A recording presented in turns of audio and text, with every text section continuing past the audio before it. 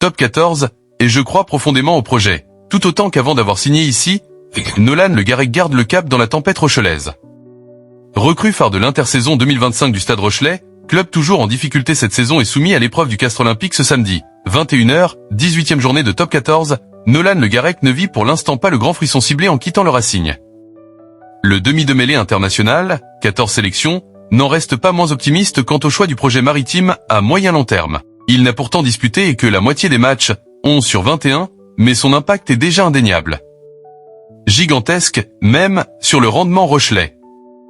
À tel point qu'il me donne envie de quitter mon lit chaque jour, image son néo-manager Ronan O'Gara, confronté à une nouvelle crise de résultats et bien conscient que ce compétiteur et qu'il y adore y trouve exceptionnel dans son état d'esprit. Sa préparation, la capacité de s'améliorer chaque jour et peut incarner le principal détonateur du tant attendu redressement maritime. Individuellement, c'est peu dire que le transfert de Nolan Le Garec à La Rochelle est une franche réussite. À 23 ans, sa progression reste fort notable. Collectivement, en revanche, avec une navrante élimination de Champions Cup des poules et une piteuse 10e place en top 14 à 3 mois de la phase finale, ce n'est pour l'instant pas du tout ce que le Breton était venu chercher en décidant à l'été 2024 de quitter le Racing pour s'engager la saison suivante avec ce club qui comptait alors parmi les cadors. Quand La Rochelle s'est présentée, ça m'a paru évident. J'avais envie de ce défi-là. Quand je vois la qualité de l'effectif, de nos entraînements, je pense qu'on prend la bonne direction. À l'automne, quand NLG s'était longuement confié à Midi Olympique, le Stade Rochelais s'apprêtait à jouer, sans lui, un match à Mayol pour accrocher le fauteuil de leader. Un doux rêve qui s'est vite envolé, tant la Caravelle a finalement baissé pavillon privé de son nouveau neuf, titulaire avec le 15 de France face au Boc avant de se blesser à la cuisse.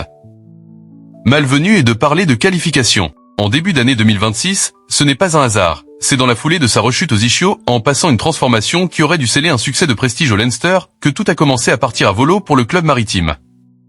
5 défaites de rang et autant de désillusions, dont 3 à Marcel de Flandre.